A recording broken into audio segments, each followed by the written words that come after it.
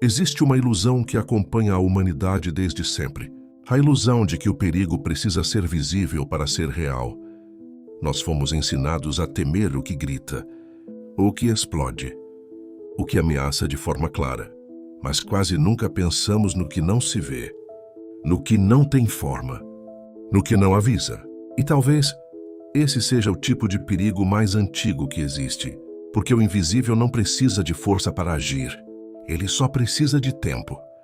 Existe algo profundamente perturbador na forma como o ser humano confia naquilo que parece seguro. Uma parede intacta, um objeto esquecido, um lugar abandonado.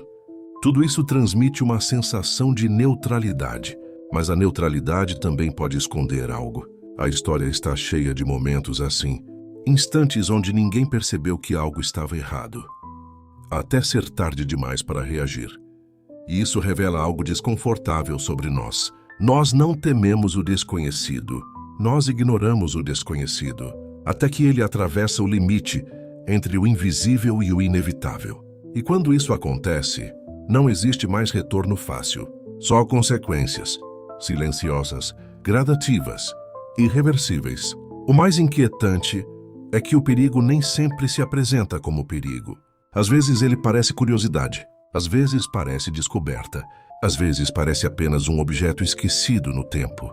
E quando o ser humano encontra algo assim, ele raramente pergunta se deve tocar. Ele pergunta o que aquilo é.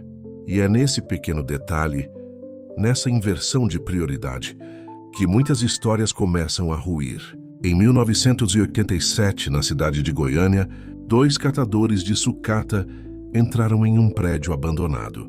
O lugar estava esquecido, como tantos outros que o tempo engole sem cerimônia. Entre restos e ferrugem, eles encontraram um objeto estranho, um cilindro metálico. Dentro dele havia algo que eles não entendiam, um pó azul, que brilhava no escuro. Bonito, quase mágico, e foi exatamente isso que o tornou tão perigoso. Eles não sabiam, mas estavam diante de uma das substâncias mais perigosas já conhecidas pela humanidade. O Césio-137, um material radioativo usado em equipamentos médicos, e que quando exposto sem controle, não avisa, não cheira, não dói imediatamente. Ele apenas entra no corpo e começa a destruir tudo em silêncio.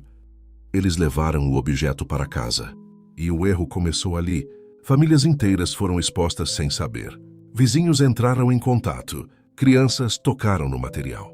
O brilho azul virou curiosidade. E a curiosidade virou contaminação. Dias depois, os sintomas começaram a aparecer. Náusea, queimaduras, fraqueza. Mas ninguém entendia. Era como se algo invisível estivesse consumindo as pessoas por dentro. Quando finalmente descobriram o que era, já era tarde demais para muitos. Casas foram demolidas, bairros inteiros isolados, e toneladas de solo foram removidas, como se a própria cidade tivesse sido ferida. Esse evento ficou conhecido como o Acidente Radiológico de Goiânia. Mas aqui não é só uma história de acidente. É uma história sobre ignorância, sobre curiosidade sem consciência e sobre o perigo do invisível. O Césio-137 não é apenas uma substância. Ele é um lembrete de que o ser humano sempre mexe com forças que não compreende completamente. Nós avançamos mais rápido do que nossa capacidade de refletir sobre as consequências. E nisso existe uma filosofia sombria escondida. Nem todo perigo se anuncia como perigo. Às vezes ele parece beleza, às vezes parece descoberta. Mas quando ele revela o que realmente é, já mudou tudo. O terror real não faz barulho. Ele não grita. Ele trabalha em silêncio. E talvez isso diga algo sobre nós mesmos. Quantas coisas perigosas nós também ignoramos, só porque não parecem perigosas no começo? Quantas decisões tomamos movidos pela curiosidade, sem entender o custo real delas? E no fim, isso não é só uma história sobre um acidente.